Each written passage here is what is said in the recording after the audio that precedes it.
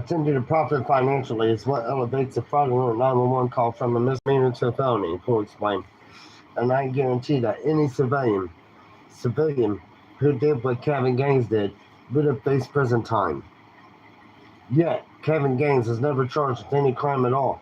The investigation of his conduct was handed over to Internal Affairs, which is IA, which proceeded to build its case for Gaines' dismissal from the department with such deliberation that from outside it looked like a stall. I was completely shocked when I read the LAPD reports about Gaines' criminal behavior, Poole recalled, because both Willie Williams and especially Chief Parks had to have known about this stuff for months. Yet, they both showed up at Gaines' funeral and stood there nodding as Gaines' praised as a great police officer and fine, really good family man. They knew what he was, but neither of them said a word. And meanwhile, Frank Liga is just hanging out there, getting crucified in the media. Liga's media confront crucifixion was orchestrated mainly by O.J. Simpson's attorney, Johnny Cochran, who had filed a $25 million lawsuit against City on behalf of Kevin Gaines' family. As soon as Cochran got involved in this case, the race card was being well played, like it recalled. Suddenly, I saw myself being described in the media as a racist, a white man that don't like black people, out of control cop with a history. A week after the funeral, nearly a dozen television cameras were positioned inside the First African Methodist Church, where nearly 40 black police officers, most of them members of the Oscar Joel Bryan Association, joined Gaines' family in venting their outrage over the shooting in North Hollywood. The Inglewood City Council presented the Gaines family with the plaque that recognized the dead man as an honorable and fine police officer. He was killed in the line of duty, even though he was actually off duty that day. Spokespersons for the activist group Police Watch said they believe the shooting had been racially motivated. Online postings described Gaines as a target of the LAPD harassment and insisted that physical evidence points to a cover-up.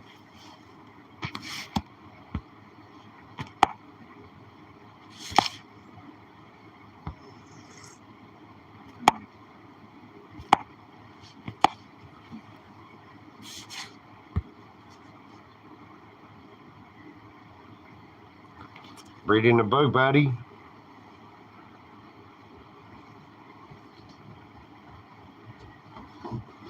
Alright, hang on a minute. I just lost one spot. My bad. No, I'm not done with something, motherfucker. I'm on here doing a live reading bedtime stories to my kids. If you don't like it, how about you just hang up? Reading the book, Labyrinth, The City of Lies on Tupac and Biggie. Yeah, it's a book, bro. And it's based on real shit. This right here is the book that was wrote by Russell Poole before he got shot and killed.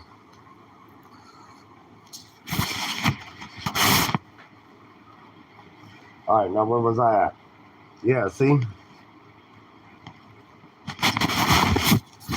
It even tells you right here. In September 1996, Tupac Shakur was murdered in a drive-by shooting in Las Vegas. In March 1997, Notorious Big was similarly shot after an award show in Los Angeles. Neither crime has been solved. Also, in 1977, highly decorated LAPD Detective Russell Poole uncovered evidence that certain officers in the department were moonlighting the death row records. And when we was placed on the task force assigned to Notorious B.I.G.'s murder, evidence that some of these same men were linked to murders. The first book to bring this story out of the shadows.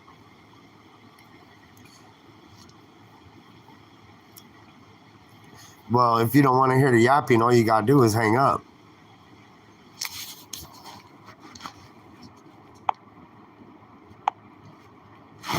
And I'm not yapping, I'm reading a story based on true shit.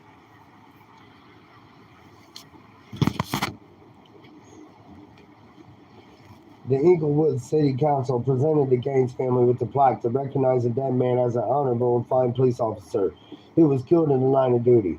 Spokespersons for the activist group Police Watch said they believe the shooting had been racially motivated. Online postings described Gaines as a target of LAPD harassment and insisted that physical evidence points to cover up. The Los Angeles Watch Times and Louis Farrakhan's The Final Call published articles that all but portrayed Frank Leggett as a cold-blooded black killer. After his transfer from the undercover unit to an office assignment, Leggett was not only shunned by many fellow officers, but also subjected to a series of anonymous death threats. Even though it had been reported by the media and was unchallenged by even a single witness, that Frank Leggett and Kevin Gaines had never met before the day of the shooting. The president of the Oscar Joel Bryant Association, LAPD Sergeant Leonard Ross, told the Los Angeles Daily News that a number of white officers had envied Gaines' lifestyle. I'll say it, Ross told the newspaper. There were a number of officers who weren't black, who were jealous of his ability and resources. Frank Leggett received almost no support from the LAPD brass until Russell Poole presented him with a piece of evidence that ultimately vindicated the undercover officer. This was a videotape shot from a surveillance camera aimed out the front door of the AM/PM Mini Mart where Kevin Gaines had died. The tape clearly showed Leggett Buick being chased by Gaines Monterio, then recorded the sound of two gunshots, fired 2 seconds apart, in a controlled pattern, just as Leggett had claimed.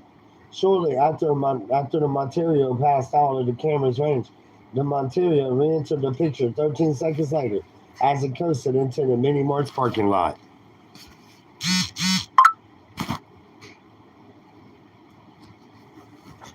Oh shit, brother, we got 8 people listening.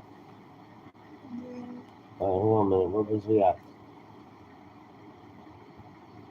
I'm glad I got that tape when I did, Poole recalled, because the very next day Johnny Cochran's people showed up at the market and tried to buy it off. The owner called me up and said, I need my tape back. I said, sorry, pal, it's evidence now. He said, I'm going to get my attorney and sue you in the police department. I said, well, guess what? I'll see you in court. When I saw what was on the tape, I was awfully happy I kept it. Cochran's incursion into the case changed everything for the LAPD detectives in charge of the investigation. As soon as Cochran got involved, the brass is too, Poole recalled. They're all putting their heads together and figuring out how to control this damn thing. And then we have Farrakhan's people following the case. It was almost like the racial aspect of this thing was taking on a life of its own. 2 days after the shooting, Captain Doan of the Pacific Division reported to Internal Affairs that he sensed a growing divisiveness among his officers along all these racial lines. Pretty soon after that, we're getting reports from all over the city about debates between black police officers and all other police officers about who was at fault here, Poole recalled. We were told that a group of officers almost came to blows at a gas pump, but nobody really knew the truth about Gaines and how bad he was as a police officer. If they had, I think most of the black officers would have backed off that day. Frank Leggett knew that Detective Poole was his hope for vindication. I filled him in about Gaines' past and his bad conduct, and Leggett needed to hear that, because no one was on his side, and the media was pounding him relentlessly. Poole said, I told him to hang tough, but I also had to tell him that the brass didn't seem to want to investigate Gaines' background, he said. You're kidding, I said. Sorry, that's the orders, but I want you to know that any information I collect I am writing down and passing along, and I'm convinced that the truth will come out eventually.